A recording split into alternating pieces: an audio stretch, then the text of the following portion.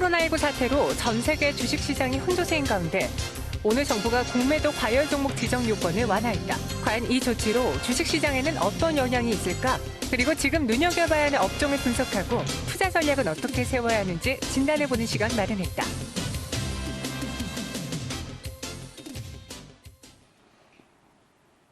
네, 앞에서 들으셨다시피 시장이 참 대응하기가 많이 어렵습니다. 오늘은 좀 미뤘던 제약바이오마저 암학계 연기 소식 때문에 하락을 면치 못하고 있는데요. 이렇게 시장이 불안하자 정부에서도 금융당국에서도 조치들을 내놓고 있습니다. 그중에 하나가 이 공매도 관련 이야기죠. 어떤 영향을 미칠지 모르신 분들을 위해서 자세하게 전해드리도록 할게요. 대신증권 리서치센터 이경민 팀장과 함께하겠습니다. 안녕하세요. 네, 안녕하십니까. 네, 반갑습니다. 네.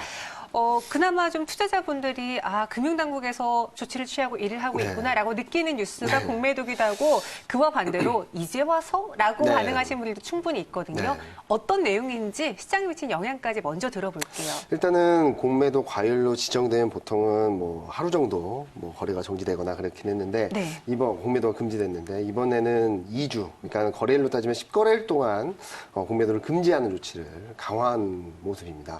뭐 일시적이라고는 하지만 일단은 심리적으로는 좀 안정을 줄 수 있고요. 그리고 종목별로는 수급에 좀 변화를 줄 수 있는 조치다라고 말씀드릴 수 있겠죠.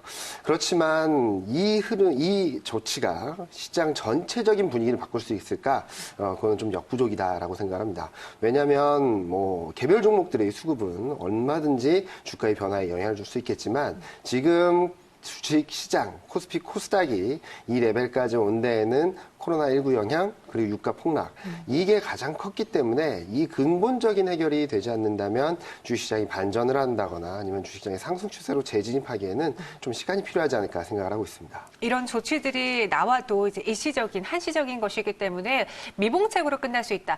본디 시장을 억누르고 있는 뉴스들이 해소될 때까지는 좀 우리가 힘들 수밖에 없을 것 같거든요. 네, 시장 자체 흐름들은 조금 당분간 억눌릴 수밖에 없습니다. 그리고 오늘 보시다시피 미국 증시가 반등을 했다 하더라도 코로나19 확진자 급증 영향으로 또 시장이 좀 흔들리거나 뭐 여러 가지 이벤트들이 워낙 많다 보니까 지금 현재 시점에서 시장 대응하기는 좀 어렵다라고 보고 있고요. 종목별로도 좀 짧게 가져가시는 게 맞지 않을까라는 생각을 합니다. 공매도 금지로 지정됐다고 해서 폭등을 하는 종목들에 있어서도 이게 펀더멘탈, 그러니까 기업 실적이 변하는 게 아니라 수급이 조금 교란되었던 부분들이 정상화되는 과정이라서 단기 급반등 이후에는 제자리를 찾아가는 과정이 좀 전개될 것으로 생각을 하고 있습니다.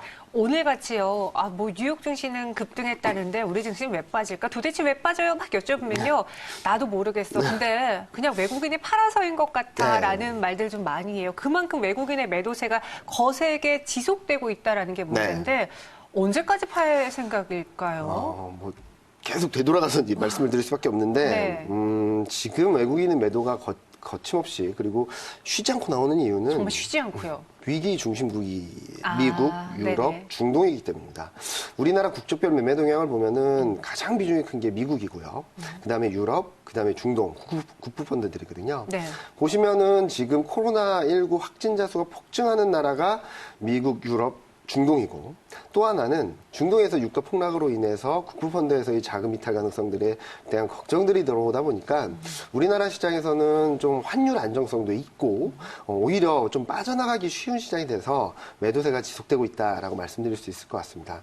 그럼 언제 돌아올 것인가? 좀 예단을 하긴 쉽지 않지만 코로나19에 대한 공포가 좀 완화되고 정책 대응력이 좀 더 강해지면서 공포 심리와 정책에 대한 기대감이 역전되는 시점에서는 외국인 수급이 들어올 수 있다라고 생각합니다. 지금은 빠져나가기 쉬운 시장이 됐지만 그만큼 우리나라의 안정성, 외환시장의 안정성이라든지 실적 안정성이 담보되고 있다는 의미이기도 때문에 상황이 역전되게 된다면 외국인이 좀 수급이 쉽게 풀릴 수도 있다라고 생각합니다. 이번에요. 업종별 좀 많은 전문가들의 의견을 들어보면요. 물론 이 코로나19로 인해서 당장의 피해는 있습니다. 그로 인해서 반도체나 IT주에 대한 우리가 눈높이를 좀 낮추긴 했어요. 근데 다시 길게 봤을 때는 수요가 끊긴 게 아니라 이연되는 거고 생각보다 가격도 받쳐주고 있기 때문에 반도체 지금이 사야 된다라고 이야기하거든요. 동의하시는지요? 저도 적극 동의하는 부분이고요. 일단은 뭐 코로나19의 영향으로 인해서 일장일단은 있다라고 생각을 합니다. 솔직히 말씀드리면 오프라인 소비는 굉장히 많이 줄어들고 수밖에 없지만 온라인 소비는 폭증을 하는 모습들을 보여주고 있거든요. 반도체 쪽에 있어서도 이연 수요. 그러니까 지금 안 산다 그래서 평생 안 살 건 아니라는 거죠. 조금 격리되기도 하고, 좀 코로나 공포로 인해서 조금은 위축된 소비 심리가 이 공포감만 완화되면 활성화될 수 있다라고 생각을 하고요. 또 하나, 각국의 경기 부양 정책들, 소비 활성화 대책들이 나오고 있어서 이런 동력까지 가세해 준다면 2분기 이후에 소비들은 좀 안정이 될 수 있다라고 생각을 합니다. 그 와중에 왜 반도체를 계속적으로 관심을 가져야 되느냐? 많이 바뀌고 있죠. 재택근무라든지 여러 가지 이슈들이 있다 보니까 서버 수요가 좀 많이 늘어나고 있습니다. 예상보다 많이. 그리고 또 하나는 중국 쪽에서 인프라 투자를 얘기를 하는데 인프라 투자의 많은 부분들이 5G 투자라든지 4차 산업혁명 관련된 투자들입니다. 거꾸로 말씀드리면 옛날에는 중국 하면 인프라였는데 어쩌면 중국 하면 IT 수요를 높일 수 있는 그런 정책 동력이 들어올 수도 있다는 기대감도 있고요. 또 하나는 이 코로나19 영향이 언제 갈지 모르니까 반도체 수요는 있는데 일단은 확보를 하고 보자, 재고를 확보하고 보자라는 수요도 있기 때문에 여러 가지 중첩된 이슈들이 반도체에 대한 쏠림 현상들을 야기하고 있는 것이 아닌가라는 생각을 합니다. 특히 실적 측면에서도 다른 업종들은 조금 실적이 많이 하향 조정되고 있는데 반도체 업종은 그렇게 많이 변화가 없거든요.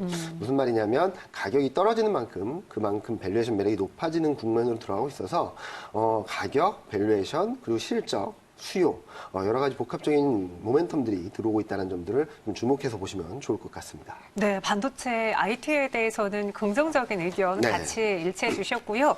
그러면은 또 투자자분들이 궁금해하는 게 이번에 유가가 급락했다라는 네. 거예요. 사실 천천히 떨어졌다고 하면 이 정도까지 타격은 그렇죠. 아니었을 맞습니다. 텐데 갑자기 떨어지면서 뭐 판가, 원가에 반영하기도 어려울 네, 정도 그런 맞습니다. 수준이거든요.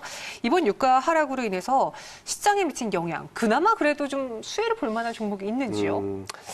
이번 유가 폭락으로 인해서 수혜를 볼 만한 기업들은 유가가 안정이 되면은 수혜 볼 만한 기업들을 찾을 수 있겠는데 네. 지금 이처럼 유가 폭락이 왜 위기냐?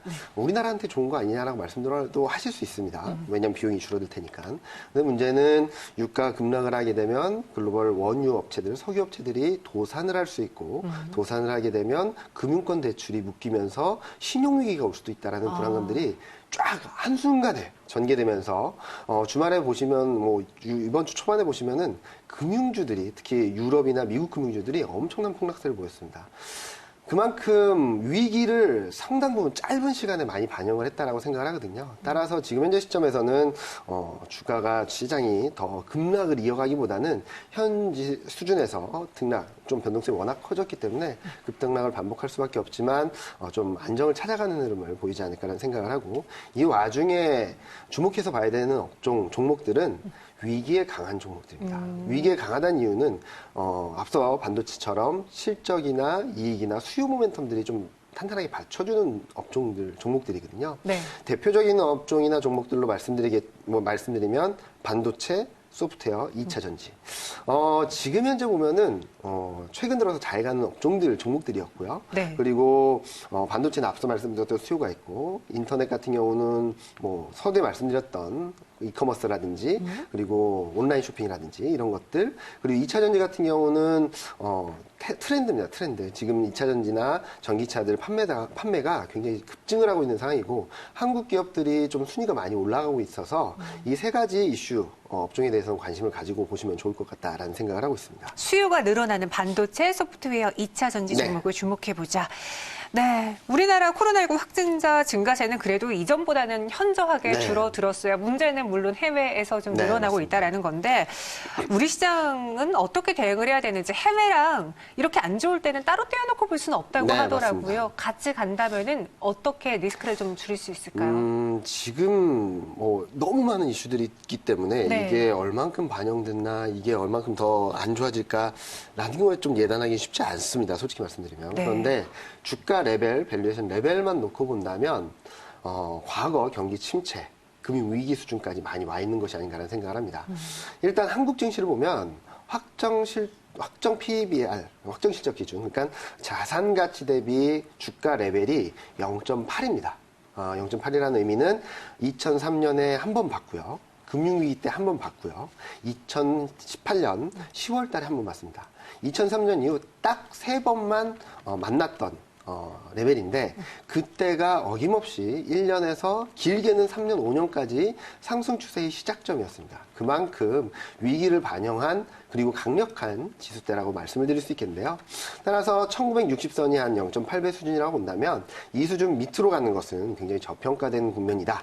어떻게 보면 언더슈팅, 밑으로 너무 쏠리는 모습들을 보여준 데 따른 흐름이다라고 보시고 변동성이 워낙 크기 때문에 이제 저점이니까 사자라고 말씀드리기는 어렵지만 네. 1960선 밑에서는 오늘처럼 변동성이 커질 때마다 일정 부분 비중을 늘려가시는 전략이 좀 더 유효하다라고 보고 있고요. 비중이 이미 많으신 분들 같은 경우는 이만큼 내려왔으니까 조금만 기다려보자라는 생각으로 좀 느긋하게 가져가시는 게 좋지 않을까 생각을 합니다. 네, 현재 시장 상황 파악하면서 전략까지 세워드렸어요. 오늘 공매도 이야기도 했고요. 이러한 한시적인 조치들로 인해서 공매도 금지 종목들이 좀 늘어났거든요. 그중에 하나 마크로제는 저희 바로 또 이야기해 보도록 할 테니까요. 채널 고정해 주세요. 팀장님 고맙습니다. 네, 감사합니다.